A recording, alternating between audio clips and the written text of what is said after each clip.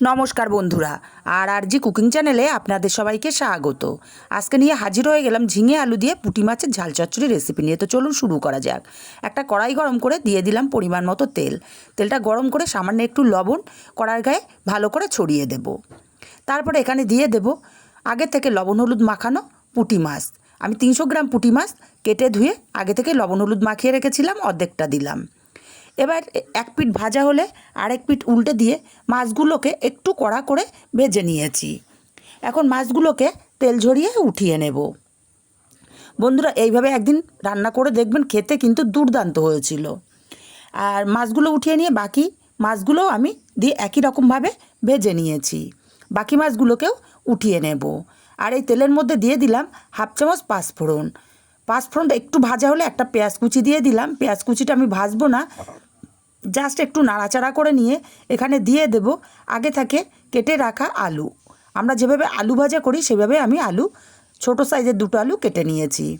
আলু আর পেঁয়াজটাকে একটু সময় নিয়ে ভেজে নিয়েছি। পেঁয়াজ আর আলুটা বেশ ভাজা ভাজা হয়ে গেছে। এখন এখানে দিয়ে দেব আগে থেকেই ছোট করে টুকরো করে কেটে রাখা ঝিঙে। হাই ফ্লেমে 4-5 মিনিট ঝিঙে আর আলুটাকে কষিয়ে নেব। 4-5 মিনিট ঝিঙে আর আলুটাকে কষিয়ে নিয়েছি। ঝিঙেটা কমে একদমই একটুখানি হয়ে গেছে। স্বাদ মতো লবণ দিয়ে দিলাম, হাফ চামচ হলুদ দিলাম, হাফ চামচ লঙ্কার গুঁড়ো আর হাফ চামচ দিলাম জিরের গুঁড়ো। আবারও মশলার সঙ্গে সময় নিয়ে ঝিঙের আলুটাকে কষিয়ে নেব। মিনিট 2 সময় নিয়ে ঝিঙের আলুটা কষিয়ে নিয়েছি। এখন এখানে দিয়ে দেব জল। আমি হালকা একটু ঝোল ঝোল করব, তাই একটু জলের পরিমাণটা বেশি ব্যবহার করছি।